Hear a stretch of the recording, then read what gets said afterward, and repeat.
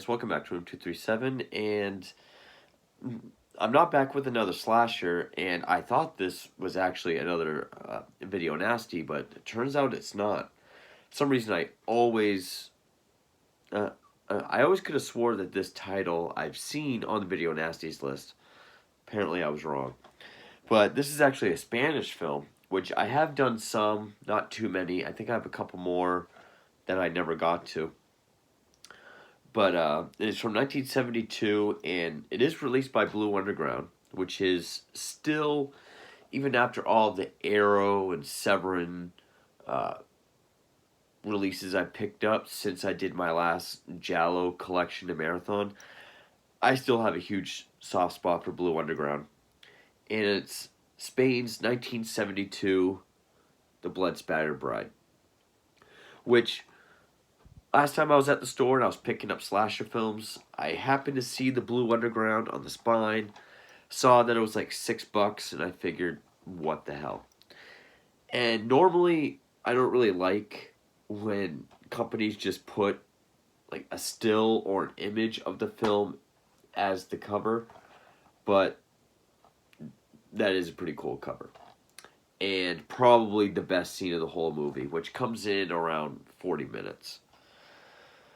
So yeah, it's not part of the video nasties list, which I'm surprised because this is actually bloodier and more vicious than a number of films on that list. I was actually surprised. Now, it was written and directed by Vicente Aranda, if I pronounced that correctly. I know he did a psychological horror film called The Exquisite Cadaver, also known as The Ghastly Ones. Other than that, I don't really know too much about his filmography. And it's loosely based on an old vampire tale called Carmilla, based on a, see if I can get the guy's name, or the person's name. I think it, because it is kind of a lengthy name.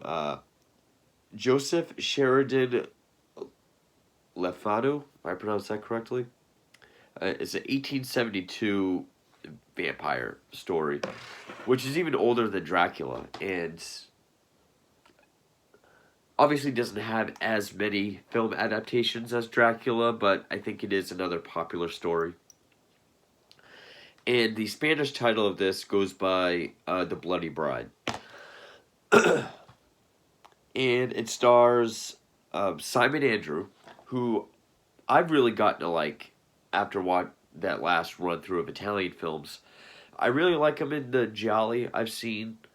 I think he does a really good job at playing sinister bad guys, like Forbidden Photos of a Lady Above Suspicion, and either Death Walks at Midnight or Death Walks on High Heels. I can't remember exactly which one of those two.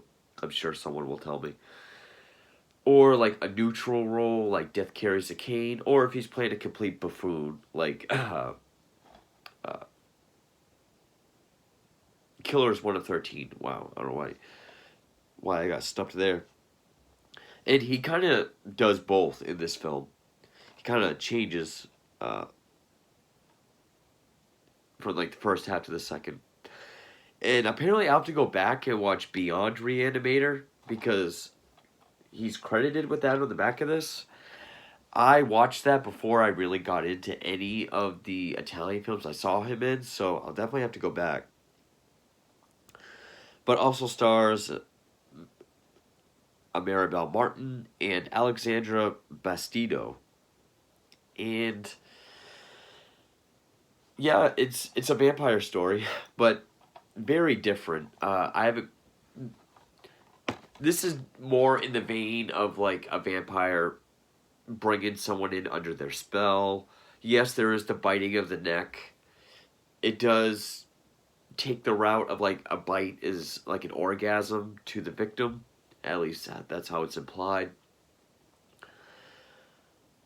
Apparently, when this came out, it was noted for its take on vampirism. It says rejection of fascism was one of the big takeaways back then. maybe there was something I missed in the story. Maybe it's who the husband is and his family, which Simon Andrew plays an unnamed character, which I thought was interesting. He's just known as husband. But also it's progressive ideas on gender and sexuality, because the vampire is a woman and seduces and takes hold of another woman. It does have a good score too. The music was done by Antonio Perez Ole, again if I pronounce that correctly. Kind of a mixture of. There was one piece that kept reminding me of something else, but I can't remember it. But kind of gothic-y, organ type music. And that is one of the best things I can say about this movie is its setting and atmosphere. I'm always a sucker for gothic castles or mansions. I mean, even go back to my review for Seven Deaths in a Cat's Eye, which is one of my least favorite giallo films. But I talk about how much I loved the usage of that kind of castle or mansion, that gothic setting. Or the outside shots, like how it catches the woods, or the rundown, dilapidated kind of cathedral that's out in the woods. It looks good. This is a well shot, well directed Spanish horror film. Which I guess vampires were still kind of popular around this time, because 1972, Hammer was still doing their Christopher Lee Dracula films. I can't remember exactly what year, but Spanish exploitation filmmaker Jess Franco, he actually did a Dracula film with Christopher Lee. So vampires were still fairly popular. But this takes the more erotic look at vampires. And actually the first half of the film kind of feels more, I guess to a certain extent, like a Polanski inspired film. Like, is this new wife named Susan, played by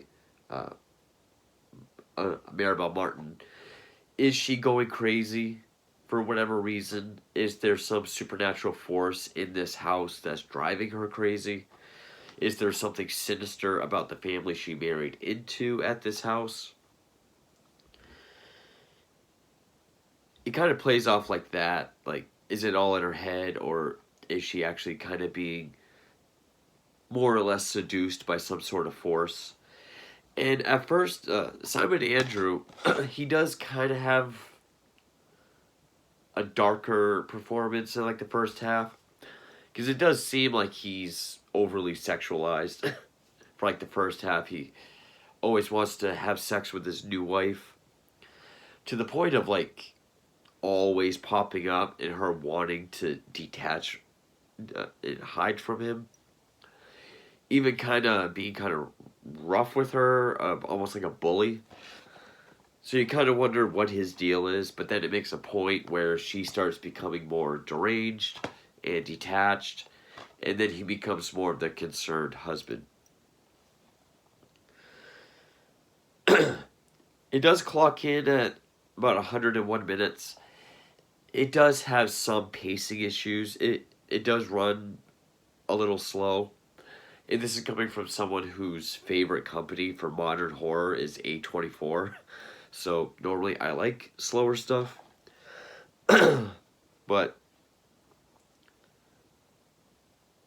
the way the vampire ties into it is, okay, Simon Andrew is husband and Martin is Susan, his wife. They're newlyweds. They go to this hotel, but she feels uncomfortable. So he takes her to his childhood home, which is this big, classic, like gothic type mansion or castle. That's, I think, only inhabited by a maid, and I think the maid's young teen daughter named Carol, who kind of looked like a young Karen Allen, kind of, or at least to me. And yeah, first they have sex quite a bit. He's always wanting to have sex with her. to the point of even kind of seeming sinister and her wanting to hide from him. Also, at both the hotel and at the house, this blonde woman appears as if she's watching them. And she's played by Alexandra Bastido. But then there's like this gap where you almost forget about her. Like, she doesn't show up again till almost 40 minutes in, which is kind of weird how she does, but she notices how all the portraits in the house are of men. There's none of the females in the family. Carol tells her they're all down in the cellar. She goes to look, and there's this one particular portrait that has the face cut out, which is of whatever place in the lineage, the great whatever. Camilla murdered her husband on the night of their wedding because he made her do some unspeakable acts.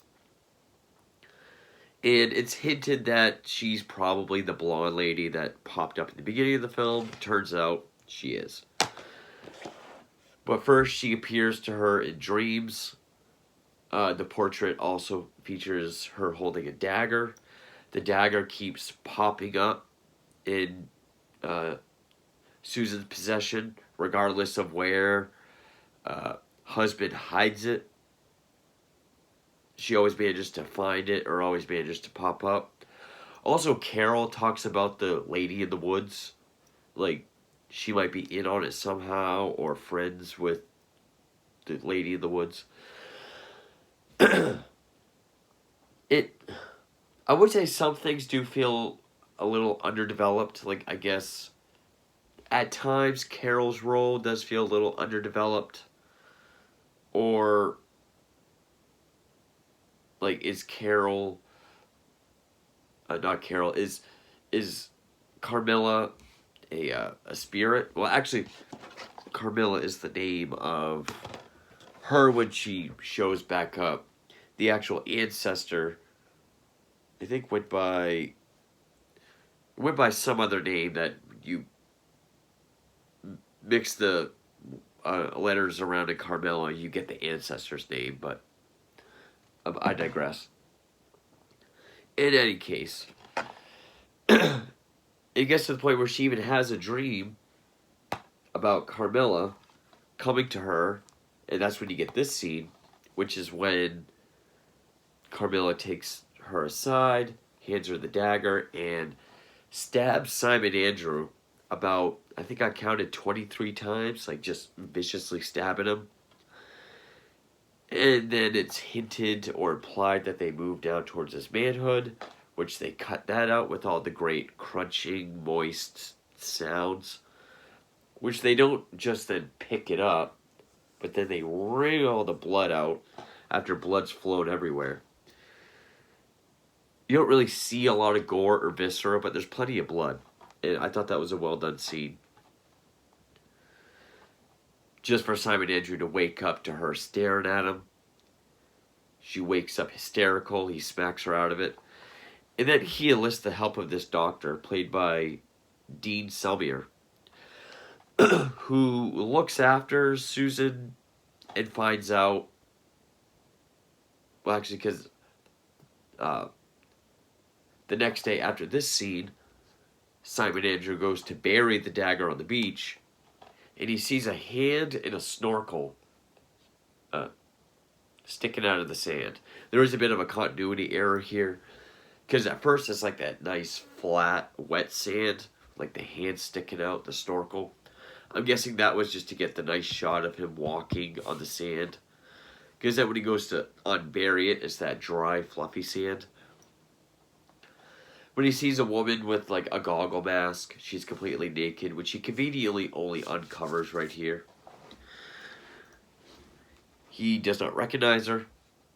He offers to bring her back to his home. She introduces herself as Carmilla, and I don't think Simon Andrew picks up on that right away. Later on, he's like, Carmilla, the ancestor's name, realizes, same thing. So that's when the doctor decides to kind of look after her and sees them engaging in some sort of ritual out in like the rundown cathedral out in the woods where, I mean, it looks as if Susan is in like a trance under Carmilla's spell, but convincing her that she hates her husband and wants to kill him, which seemed to be the kind of force that was being put on her before Carmilla came in the picture, like with all the dreams and just the feelings of not wanting to be near him, and her wanting the dagger to be hidden so that she wouldn't hurt him. But then that's, she then bites her on the neck, which again, the blood is that thick, vibrant, like peat, European blood that I've always loved the look of. And when she bites her, yeah, you hear like orgasm sounds, so it's kind of taken that route that a lot of vampire stories have. So the doctor tries to tell Simon Andrew what he saw. At first, he doesn't really want to buy it. Well, first he tries to explain to the doctor that Carmilla is the ancestor, this 200-year-old ancestor that is sort of possessing her to kill me, to kill her husband. The doctor thinks she's just this psychotic lesbian that's taken Susan under her control. And then a bloodbath ensues. I mean, that's pretty much the movie. Also, Carmilla wears rings. A ring of each different color, but like with the gems on the inside of her palms, as depicted in the portrait as well. And then there's even a scene with Carol at school, and it shows that Carmilla is the teacher. So, I mean, I don't really know where she comes from.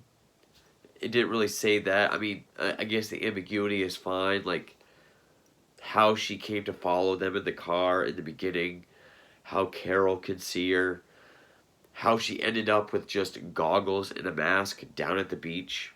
I guess it's just one of those sweater thread things. It doesn't really matter.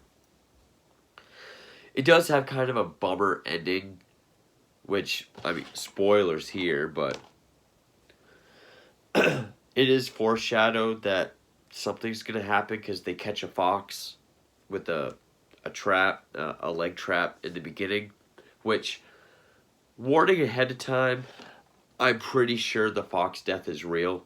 You see it struggling in the foot trap, then they shoot it, and it looks real. But, first they gang up on and kill the doctor with the dagger. Then as they're dragging him out, Simon Andrew catches him, and Susan tries to stab him at the behest of Carmilla. He's able to get away.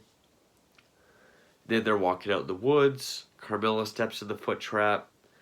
The hunter that's shown up a few times, or groundskeeper, whatever he is, he goes to tie her up to bring her back to the husband.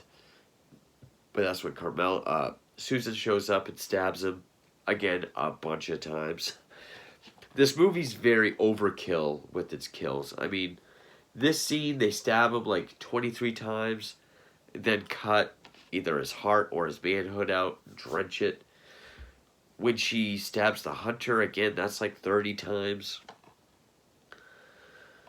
The husband hears the gunshots, and he goes down to like this mausoleum or whatever, where the ancestors' coffin lays that he's seen Carmilla lie in, like just recently, and seen Carol down there as well. And he just stands there with his rifle and shoots the coffin, but he shoots it like 20 times, and a bunch of blood comes out. And then that's when Carol comes down. She has the rings.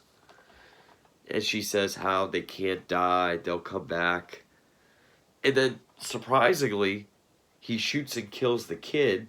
She kind of surrenders herself. I was surprised. Not surprised, because European films, aren't afraid to get away with that, but still, I wasn't expecting him to do that. Or at least have her die by gunshot, even though it showed she was a vampire. And then we get the bummer ending, which is this newspaper pops up that says, man cuts heart out of 3 women, showing that when the authorities showed up, he was arrested and accused and sentenced for the bloodbath that happened. So, and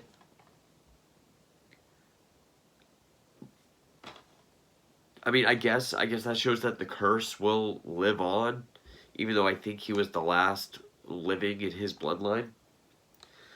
But I guess now they're 3 vampires or whatever. I guess maybe if I actually read the story, Carmilla, I would know, because I'm not too familiar with that. But, I mean, I thought this was shot better, directed better than certainly some of the later entry Dracula films by Hammer. It looks really good. The cinematography is solid. Especially when when the doctor sees them in that cathedral, it's like this wide shot. But when they're doing this ritual, the camera's kind of turning around them. The score is kind of dark and ominous. It's never really bombastic or anything. I would say it has its pacing issues. It is rather slow in like the first half. And actually, the acting was pretty surprising. I mean, Simon Andrew's pretty solid throughout, whether it's the sort of sex-driven, almost sinister or menacing acting husband in the first half, or the confused, concerned husband in the second half.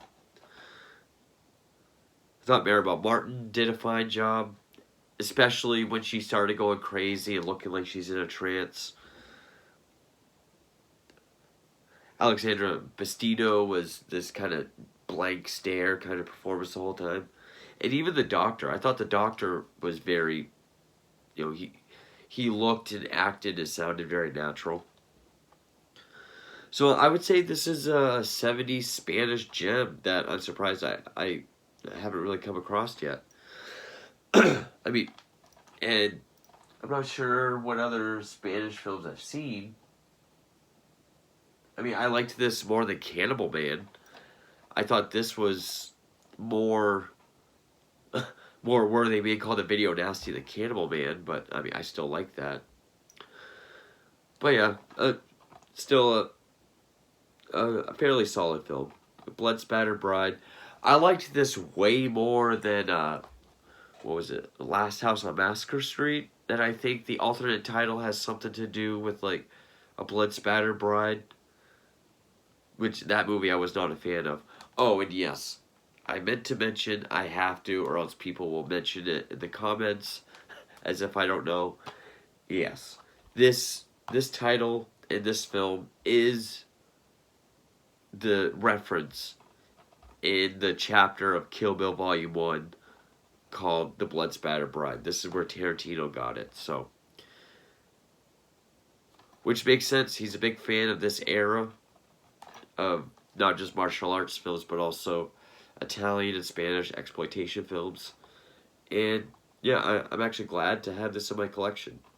Blood Spattered Bride, fairly solid. Anyway, thank you for watching.